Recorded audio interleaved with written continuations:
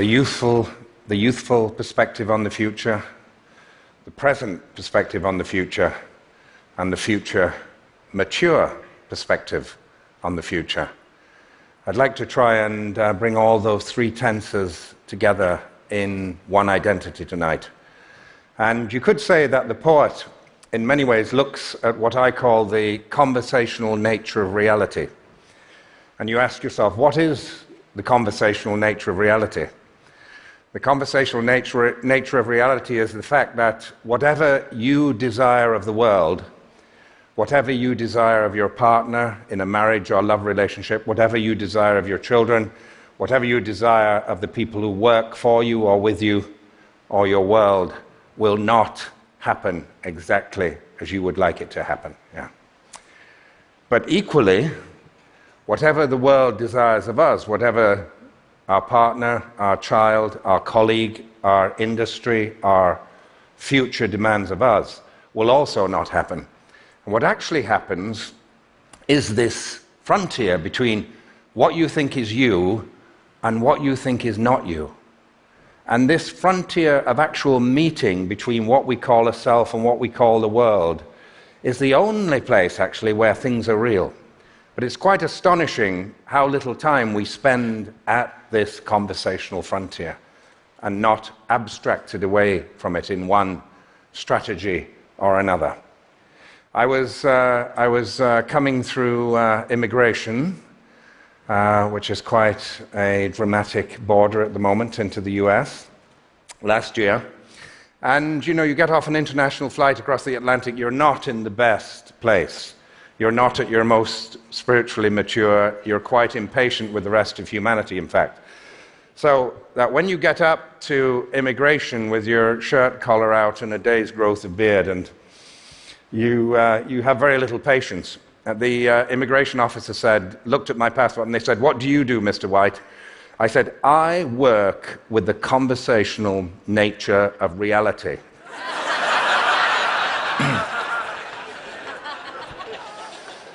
And he leaned forward over his podium and he said, "I needed you last night."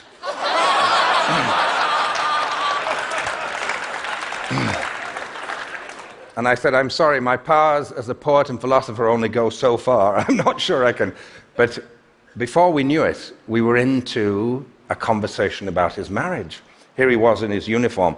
And the interesting thing was he was looking up and down the row of officers to make sure his supervisor didn't see that he was having a real conversation.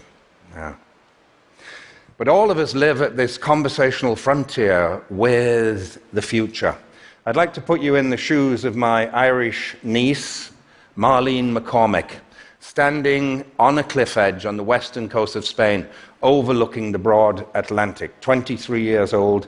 She's just walked 500 miles from Saint-Jean-Pied-de-Port on the French side of the Pyrenees all the way across northern Spain on this very famous old and contemporary pilgrimage called the Camino de Santiago de Compostela, the path to Santiago of Compostela.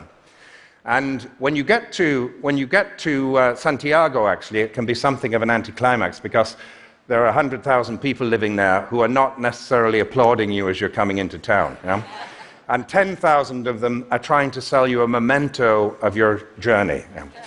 But you do have the possibility of going on for 3 more days to this place where Marlene stood, called in Spanish Finisterre, in English Finisterre, from the Latin meaning the ends of the earth, the place where ground turns to ocean, the place where your present turns into the future.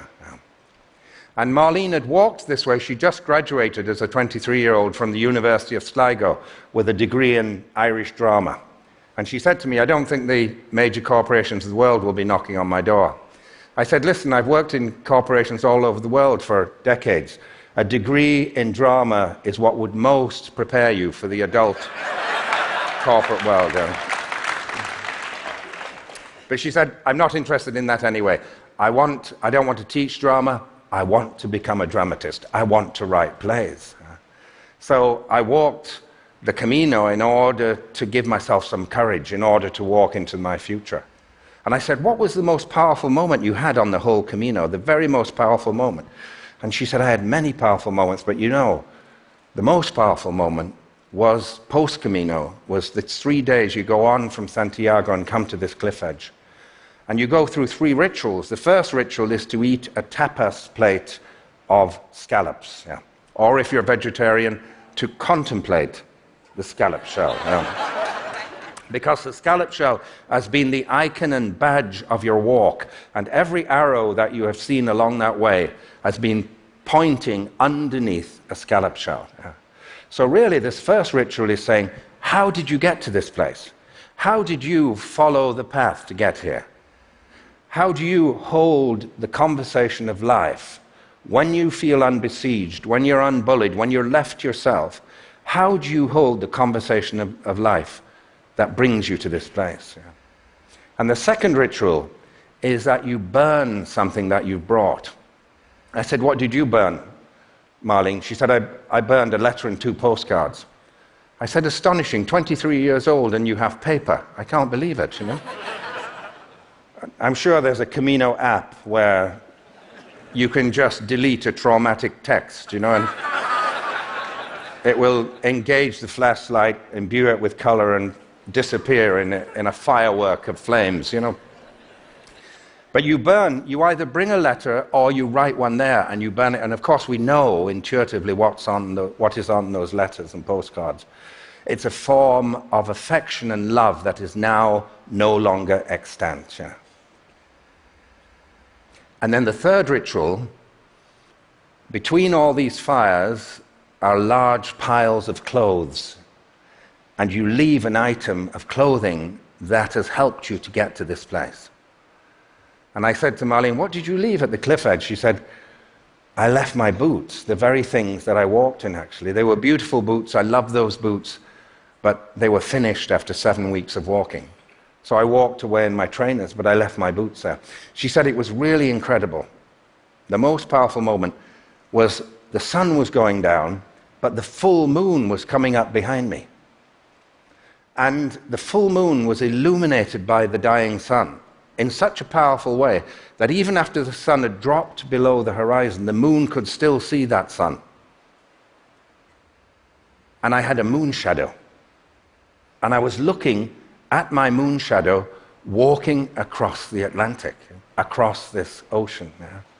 And I thought, oh, that's my new self going into the future. But suddenly I realized the sun was falling further. The moon was losing its reflection, and my shadow was disappearing. The most powerful moment I had on the whole Camino was when I realized I myself had to walk across that unknown sea into my future. Well, I was so taken by this story, I wrote this piece for her. We were driving at the time we got home. I sat on the couch, I wrote until 2 in the morning. Everyone had gone to bed, and I gave it to Marlene at breakfast time, and it's called Finisterre, for Marlene McCormick. Yeah. The road in the end, taking the path the sun had taken. The road in the end, taking the path that the sun had taken into the Western Sea. The road in the end, taking the path the sun had taken into the Western Sea. And the moon rising behind you as you stood where ground turned to ocean.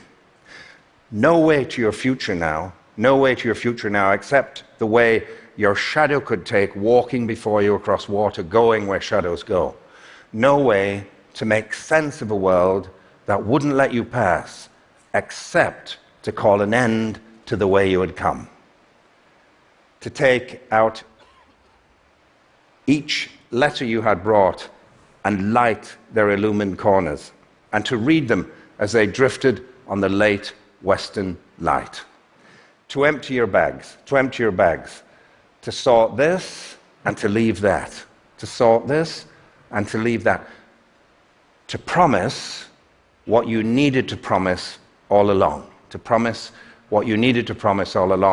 and to abandon the shoes that brought you here right at the water's edge. Not because you had given up, but because now you would find a different way to tread. And because through it all, part of you would still walk on, no matter how, over the waves. Finisterre for Marlene McCormick. Now,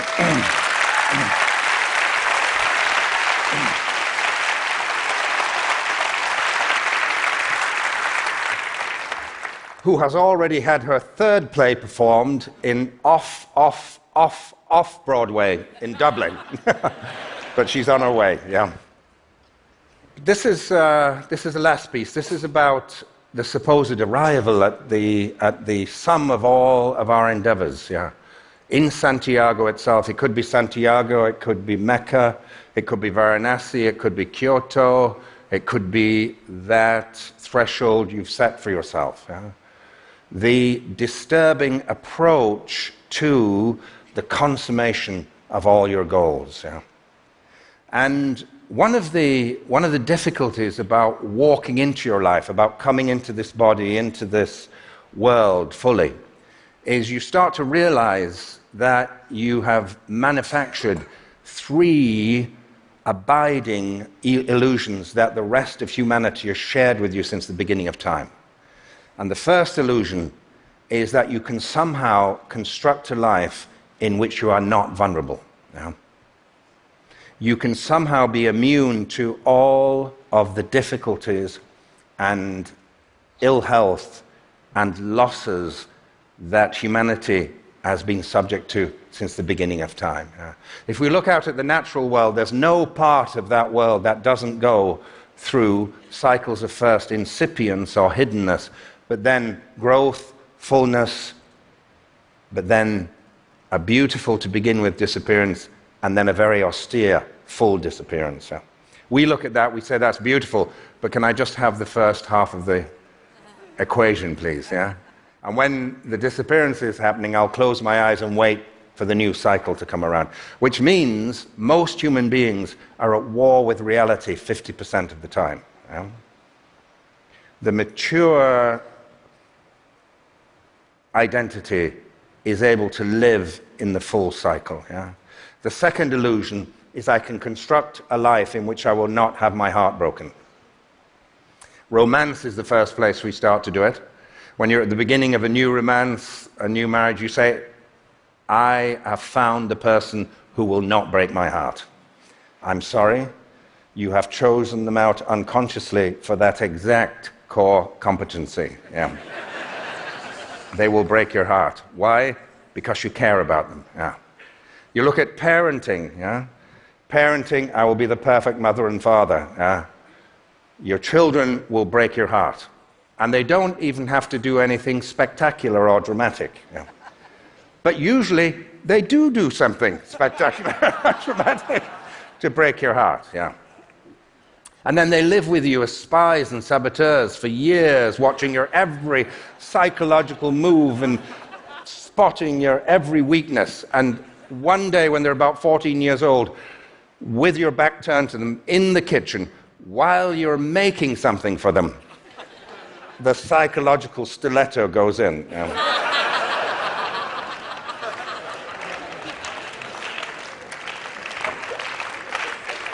And you say, how did you know exactly where to place it, you know? And they say, I've been watching you for a good few years, yeah. And then we hope that our armored professional personalities will prevent us from having our heart broken in work. Yeah? But if you're sincere about your work, it should break your heart. You should get to thresholds where you do not know how to proceed. You do not know how to get from here to there. And what does that do? It puts you into a proper relationship with reality. Why? Because you have to ask for help. Yeah.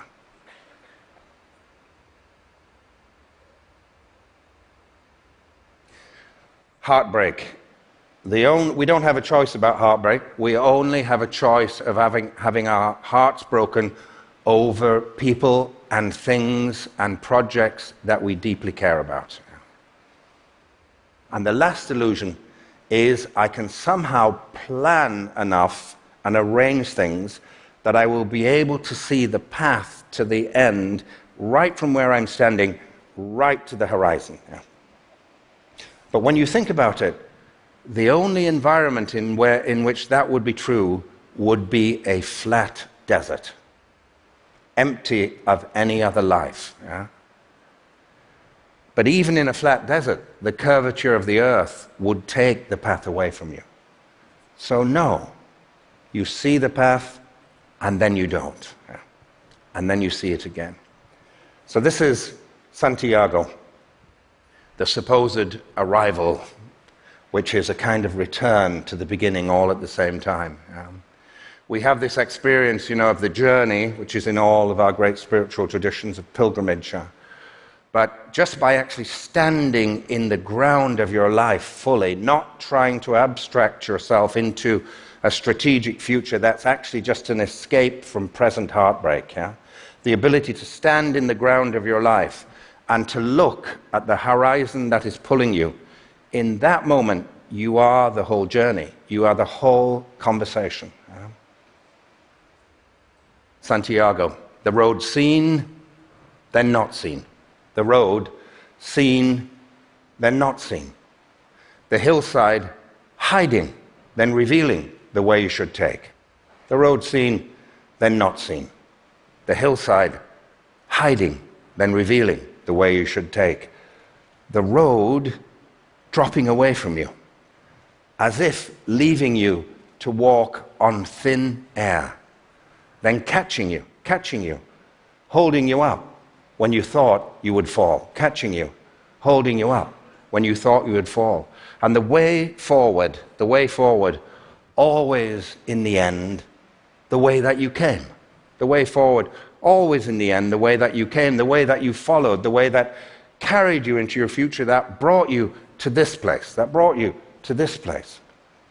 No matter that it sometimes had to take your promise from you, no matter that it always had to break your heart along the way, the sense of having walked from deep inside yourself out into the revelation, to have risked yourself for something that seemed to stand both inside you and far beyond you, and that called you back in the end to the only road you could follow, walking as you did in your rags of love, and speaking in the voice that by night became a prayer for safe arrival. So that one day you realized that what you wanted had actually already happened. One day you realized that what you wanted had actually already happened, and long ago, and in the dwelling place in which you lived before you began. And that, every step along the way, you had carried the heart and the mind and the promise that first set you off and then drew you on. And that, you were more marvelous in your simple wish to find a way. You were more marvelous in your simple wish to find a way than the gilded roofs of any destination you could reach.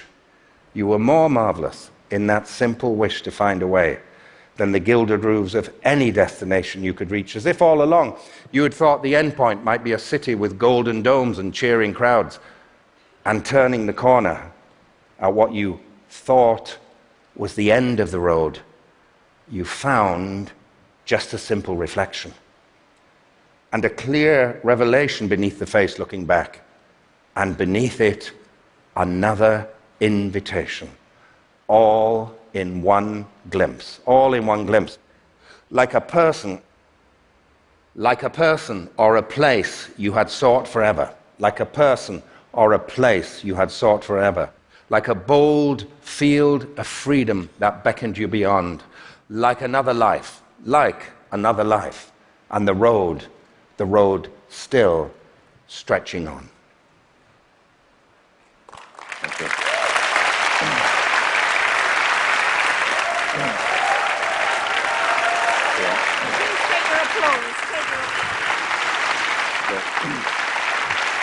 Thank you very much. Thank you. You're very kind. Thank you. Thank you very much.